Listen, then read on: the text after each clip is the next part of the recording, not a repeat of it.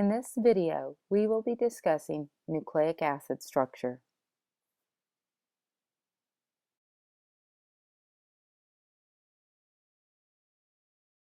Genetics is the study of heredity, which is the transmission of genetic factors that determine individual characteristics from one generation to another. The genetic information of a cell is referred to as its genome and includes all of the genetic material of a cell. In living organisms, the genetic material is composed of deoxyribonucleic acid, which is more commonly known as DNA. DNA contains segments known as genes that code for functional products. In living cells, the genetic material is contained within structures known as chromosomes. Geneticists study the structure of nucleic acids in genomes, the mechanisms by which genomes are replicated, how genetic expression determines particular characteristics, and how the genetic information is passed to future generations of cells or between organisms.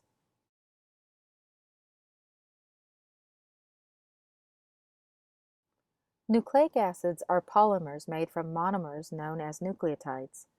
Nucleotides are composed of three parts: a 5-carbon or pentose sugar, a nitrogenous base, and a phosphate. The nucleotides used for the synthesis of DNA and RNA differ in the sugars and nitrogenous bases present. Nucleotides used to synthesize DNA contain the pentose sugar deoxyribose. The nitrogenous bases found attached to deoxyribose include adenine, guanine, cytosine, and thymine. RNA nucleotides, on the other hand, contain the sugar ribose, which is associated with the nitrogenous bases adenine, guanine, cytosine, and uracil. The nitrogenous bases belong to one of two classes, the purines or the pyrimidines. Purines are nitrogenous bases that have two carbon-nitrogen ring structures, one 6-membered ring that is fused to a 5-membered ring. Pyrimidines, on the other hand, consist of a single 6-membered carbon-nitrogen ring structure. Adenine and guanine belong to the purine family, while cytosine, thymine, and uracil belong to the pyrimidine family. When we examine the structure of a single nucleotide, we number the carbon atoms. To distinguish the carbon atoms of the nitrogenous base from the carbon sugar, we number them differently. The carbon atoms of the nitrogenous base are numbered as normal, so they would be referred to as carbon 1, carbon 2, and so on. The carbon atoms of the sugars are numbered followed by the term prime. So carbon 2 of the sugar would be referred to as the 2' carbon. This terminology is important to understand as we move forward. Ribose and deoxyribose differ only at their 2' carbon. Ribose has an oxygen atom attached to the 2' carbon, while deoxyribose is lacking the 2' oxygen. Now that we have covered the terminology of numbering carbon atoms in the sugar, let's take a look at the bottom right image. Look closely at the top nucleotide on the left strand of the DNA molecule. Nucleotides are built such that the phosphate of the nucleotide is attached to the 5' carbon of the sugar. The 3' carbon of the sugar contains a hydroxyl group. Adjacent nucleotides can be joined together by linking the 5' phosphate group of one nucleotide to the 3' hydroxyl group of another nucleotide. Therefore, a strand of nucleotides is formed by joining the sugars and phosphates to create what is referred to as the sugar-phosphate backbone of the molecule. The sugar-phosphate backbones of the two strands in the bottom right image are shaded in purple. DNA consists of two such strands of nucleotides that are oriented in opposite directions. Again, look at the bottom right image.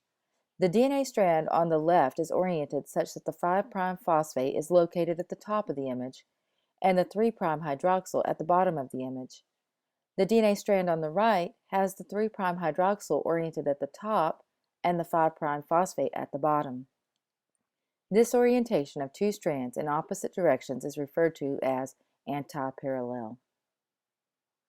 The two strands of nucleotides are held together by hydrogen bonding that occurs between their nitrogenous bases. Take a look at the pairs of bases seen at the top of the image. The hydrogen bonds are represented as dashes in the image.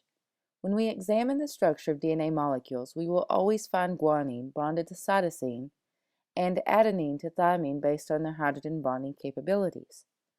This complementary base pairing results from guanine and cytosine having the ability to form 3 hydrogen bonds, while adenine and thymine each form 2 hydrogen bonds. RNA molecules will contain uracil instead of thymine. Uracil has the ability to form two hydrogen bonds and therefore will complementary base pair with adenine. The two strands, joined together, spiral around an imaginary axis to form what is referred to as a double helix. The sugar-phosphate backbones lie on the outside, while complementary paired nitrogenous bases are in the interior of the molecule. DNA molecules are generally very long molecules. When we refer to their length, it is not in a unit of measurement, but rather the number of base pairs. For example, the chromosome of the bacterium Mycobacterium tuberculosis is 4,411,529 base pairs long. The structure of DNA is important to its ability to act as a hereditary molecule. DNA contains segments known as genes that code for proteins. The linear sequence of nitrogenous bases is unique for each gene, therefore allowing each gene to code for different products. The two strands of a DNA molecule are referred to as complementary to one another. Let's examine this concept with some practice so you will best understand it. We will begin with the DNA molecule seen on the screen. If a living cell were preparing for cell division, it would need to ensure that it had two copies of the genetic material so it could pass a copy to each cell. In order to copy the genetic material, the cell would first break the hydrogen bonds that join the nitrogenous bases. The cell would then begin to match complementary bases to the existing strand that serves as a template to build a new strand. Let's work on the strand to the left first. With only the information provided, could you build a complementary strand? I'll give you a moment to attempt to do so.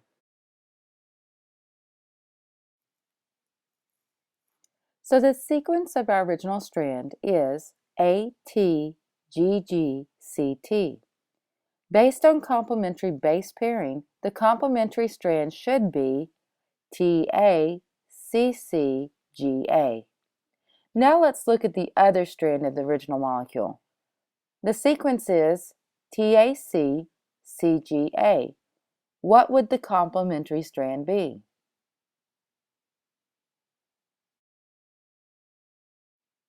Hopefully you got ATGGCT. Now let's look at the two new molecules in comparison to the original molecule. The two new daughter molecules are genetically identical in sequence to that of the original. So just as we have seen in our example, the complementarity of the two strands allows the two strands to be separated and each strand used as a template to build the complementary strand. This allows cells to duplicate the DNA molecule for the purpose of cell division, allowing the genetic information to be passed to two daughter cells.